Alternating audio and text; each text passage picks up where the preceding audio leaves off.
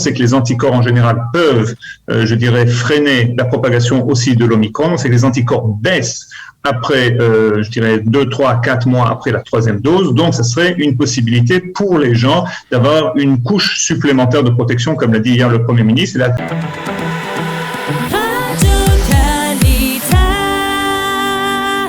Accueillons ce matin le professeur Cyril Cohen. Professeur Cyril Cohen, bonjour. Boker Tov, Chodesh Tov. Chodesh Tov, merci d'être avec nous ce matin. Je rappelle aux auditeurs que vous êtes le directeur du laboratoire d'immunothérapie de l'université de Bar-Ilan. Alors, on va évoquer ensemble plusieurs sujets ce matin. La 4e dose pour les plus de 60 ans, les différents médicaments contre le Covid-19 qui existent en Israël, la politique aussi de dépistage décidée par le gouvernement. Mais je voudrais, professeur, commencer par la stratégie du gouvernement.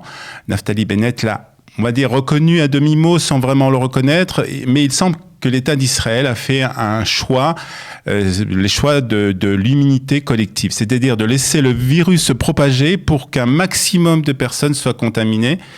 N'est-ce pas, professeur, un pari un peu audacieux ?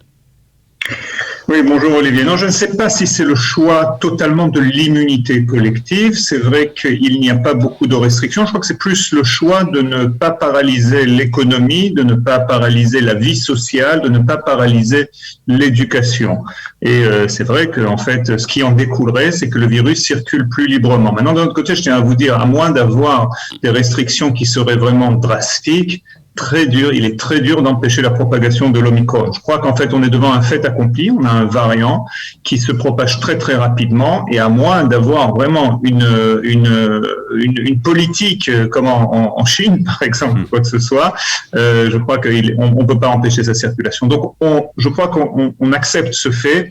On se protège avec les vaccins qui, jusqu'à présent, protègent de manière excellente. La 3e dose, vous allez dans les hôpitaux, vous voyez très bien que, essentiellement, les personnes sont des personnes qui n'ont jamais reçu de vaccin et qui sont hospitalisés. D'un autre côté, on est aussi inquiet par rapport à la grippe, où il y a beaucoup plus au fait d'hospitalisation, et on espère justement qu'avec un variant qui semble moins dangereux, on arrivera à, gérer cette crise, mais ça ne veut pas dire qu'on baisse les bras. Ça ne veut pas dire qu'on baisse les bras, mais tout de même, comme vous l'avez dit, donc professeur, que le Omicron se propage d'une façon assez rapide, même très très rapide. Naftali Bennett parle de 50 000 cas par jour. Comment on arrive à ce chiffre ? C'est très simple. Oui, vous avez juste à prendre la France. La France a à peu près, ces derniers temps, 230 000 cas quotidiens. On est 7 fois plus petit, donc ça fait déjà 30 000 cas en France. Donc, ça ferait en fait 30 000 cas à l'échelle d'Israël, c'est ce que j'essaye de dire. Donc, on voit très bien que ce virus est très, très, très, très contagieux.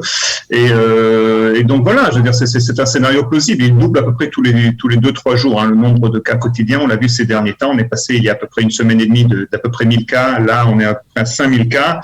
Donc, on s'attend d'ici quelques jours à dépasser les 10 000, même en fin de semaine les 20 000. Et voilà, la semaine d'après, peut-être, ça doublerait. Une fois de plus, ce sont des projections, mais ça nous semble assez fidèle à la réalité que l'on voit. Il faut dire aussi une autre chose, c'est qu'on arrive à la saturation de notre capacité de testage, donc ça veut dire aussi...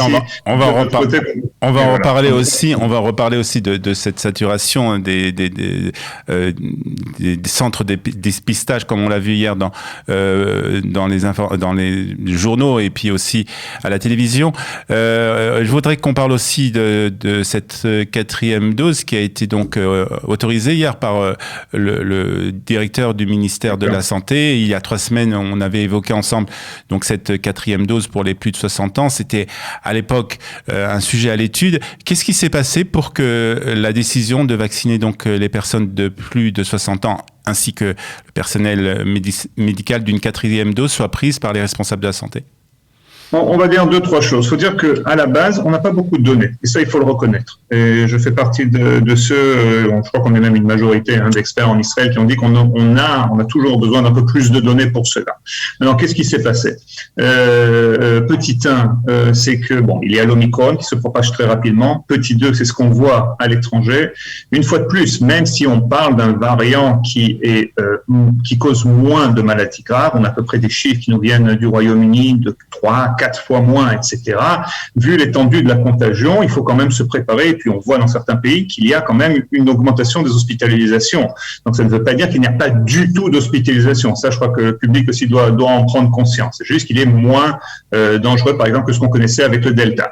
Donc on voit que cela monte et qu'en fait on n'a pas beaucoup de choses à faire. On sait que les anticorps en général peuvent, je dirais, freiner la propagation aussi de l'Omicron. On sait que les anticorps baissent après, je dirais, 2, 3, 4 mois après la 3e dose. Donc, ça serait une possibilité pour les gens d'avoir une couche supplémentaire de protection, comme l'a dit hier le Premier ministre. Et la dernière chose, c'est qu'on a reçu vraiment hier quelques résultats préliminaires de cette étude qui est faite à Chiba, comme quoi, mais une fois de plus, c'est très, très, très, très préliminaire, comme quoi il n'y a pas trop d'effets secondaires à court terme, pendant la semaine qui suit cette 4e dose. Je connais moi-même des gens qui ont reçu cette 4e dose et qui me disaient, bon, ils n'ont pas eu de symptômes différents que ce qu'ils ont vu, par exemple, pour la 2e ou 3e dose. Voilà, donc c'est un pari. Je pense que, à mon avis, c'est un peu un pari, mais d'un autre côté, je crois qu'il y a beaucoup de gens, surtout je pense aux plus âgés, qui sont inquiets et qui voudraient avoir un peu plus de protection.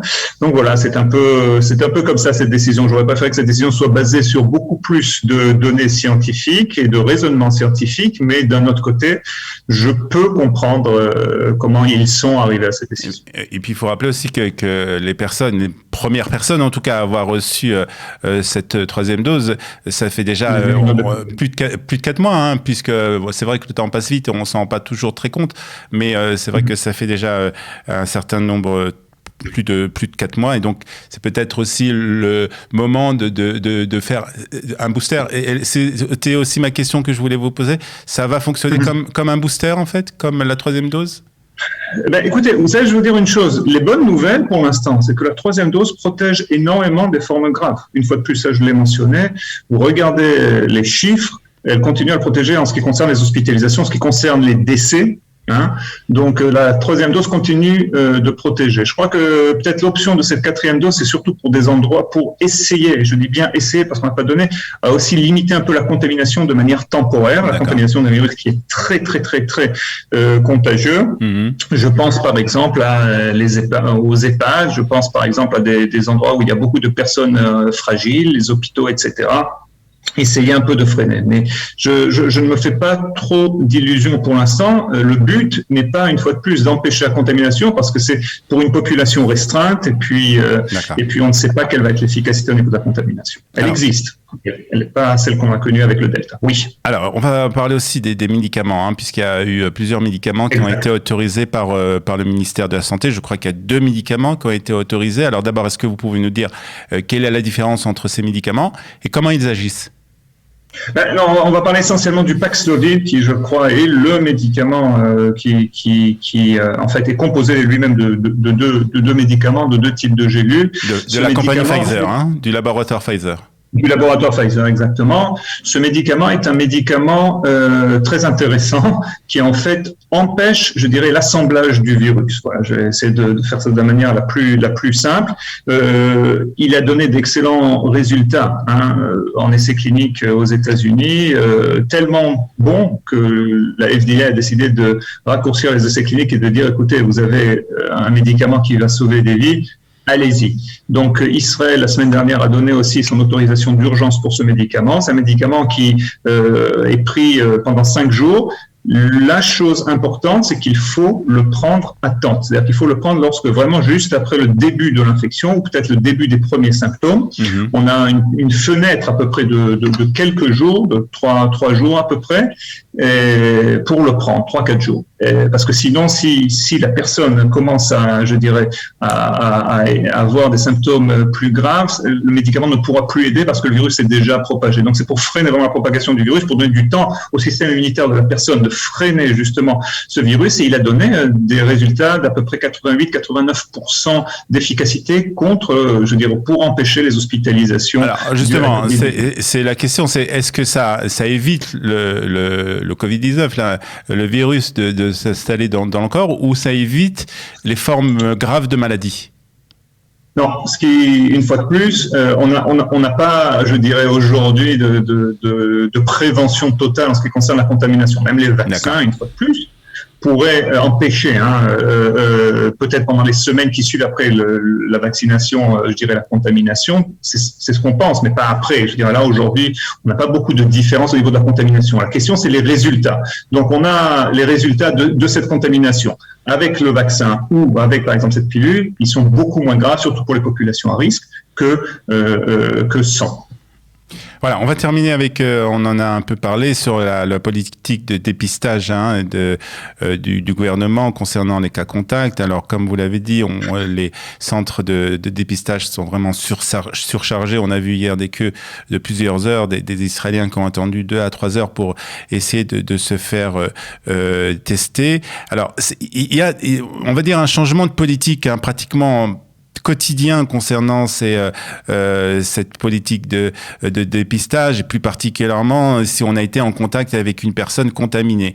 Alors, vous allez nous le rappeler, mais si je comprends bien, parce que c'est pas toujours très clair, si on a été en contact avec une personne contaminée et qu'on a été vacciné 3 fois, on n'a aucune raison de faire un test PCR, et un test antigénique suffit. Je veux dire la vérité, pour moi aussi, c'est pas très clair. Très bien, je suis rassuré alors. Voilà, ça a beaucoup changé. En fait, oui, un test PCR suffit, ou un test antigénique, juste pour démontrer que, en fait, on se rend compte petit à, il y avait une politique, en fait, beaucoup plus stricte en ce qui concerne l'Omicron. L'Omicron nous fait un peu moins peur, surtout pour les gens vaccinés, surtout pour les gens qui ont eu leur rappel. Donc, c'est pour ça qu'il y a cet assouplissement des mesures. Si vous avez été exposé, faites un test. Mais une fois de plus, je crois que même ça va être réduit, parce qu'il va y avoir tellement de contamination, malheureusement, ou je ne sais pas si dire malheureusement, mais il va y avoir tellement de contamination qu'il va être dur, justement, de dépister tout cela. Et je crois que, au bout du compte, toutes ces histoires de 1 dose, 2 doses, 3 doses, infectés 2 fois, avec des vaccins, sans les vaccins, ça va nous amener dans une situation où il n'y aura plus de possibilité de catégorier, de classifier, enfin, d'essayer les gens selon leur statut, je dirais, entre guillemets, immunologique, vaccinal, chose qui, je l'espère, en évitant les dégâts et les décès et les malades graves, nous permettra d'arriver à une situation peut-être endémique, à moins, une fois de plus, que le variant Omicron nous propose ou prépare l'Omicron plus ou le Sigma, etc. Donc voilà, écoutez, on est en pleine pandémie, mais on va rester quand même optimiste. Voilà, un peu difficile de suivre tout ça, mais ce qui est sûr, c'est que, bien entendu, il faut aller se faire vacciner, pour ceux qui ne l'ont pas fait encore. Moi, les chiffres sont clairs. Je crois que si on regarde, une fois de plus, le vaccin sauve des vies, point à la ligne. Professeur Cyril Cohen, merci beaucoup d'avoir été ce matin avec nous. Merci, comme d'habitude, pour vos éclairages sur cette pandémie. Merci beaucoup. Bonne journée à vous. Au revoir, bonne journée. Au revoir.